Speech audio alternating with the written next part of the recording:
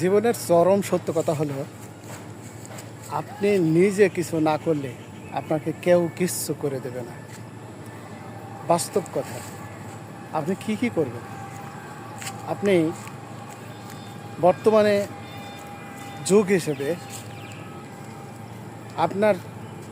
আপনি যদি স্টুডেন্ট হন অথবা পড়াশোনা ছেড়ে দিয়েছেন অনেক দিন, এই কোয়ালিটি সম্পন্ন হন, তাহলে আপনাকে অবশ্যই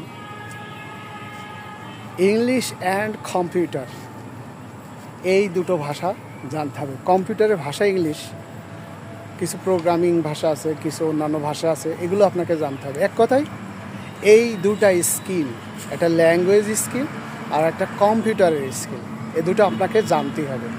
বর্তমান যুগের চাহিদা, সুতরাং কিছু করতে হলে এই দুইটা শিখুন।